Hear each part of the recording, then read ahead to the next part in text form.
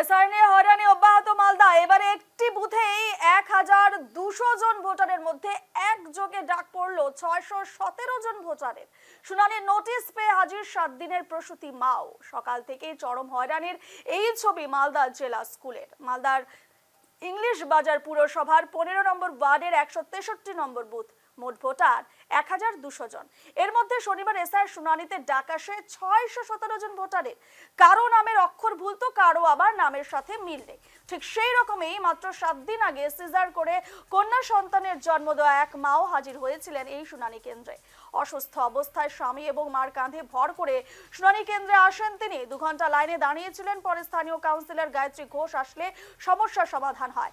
এই সমস্ত বিষয় নিয়ে সাধারণ ভোটাররা এবং তৃণমূল কংগ্রেস নির্বাচন কমিশনকে দায়ী করে সোচ্চার হয়েছে।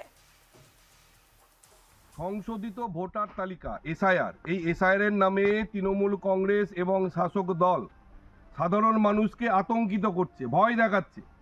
আজকে ইংলিশ বাজার পৌরসভার যে 15 নম্বর ওয়ার্ড থেকে 600 জন ব্যক্তিবর্গের তাদের এসআইআর এর বিহারিংয়ে নাম এসছে।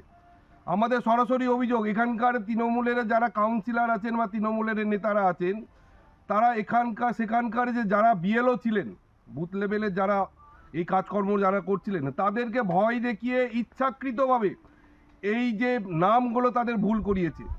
এবং এর জন্য সরাসরি কেউভাবে যদি দায়ী থাকে, সেখানকার তৃণমূলের নেতৃত্ব এবং তৃণমূলের যারা যারা কাউন্সিলর আছেন, তারা এসআইআর এর নামে কিভাবে মানুষকে বাংলাকে অশান্ত করা যায় সেই কাজটাই তারা করে চলেছেন।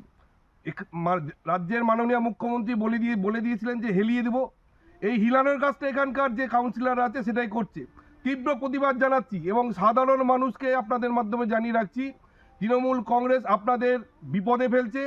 আপনারা এদের থেকে সচেতন থাকুন এবং 2026 সালে এদের যোগ্য জবাব দিন এবং বাংলা থেকে চিরতরে যে বিতাড়িত হতে পারে সেই ব্যবস্থাটা করুন। এ নিয়ে বিস্তারিত জানবো। সরাসরি মালদা থেকে রয়েছেন আমাদের প্রতিনিধি তনুজ জৈন। তনুজ, যে খবর এই মুহূর্তে উঠে আসছে, 617 জন, 1200 জনের মধ্যে 617 জনের ভোটারের শুনানি ডাক পড়ে এবং সে জায়গায় দাঁড়িয়েছে ছবিগুলো আমরা দেখতে পেয়েছি এবং অভিযোগ উঠছে তৃণমূলের বিরুদ্ধে এবং তৃণমূলের কাউন্সিলরের বিরুদ্ধে অভিযোগ উঠছে, তারা আতঙ্ক সৃষ্টি করছে এসআইআর এর নাম নিয়ে।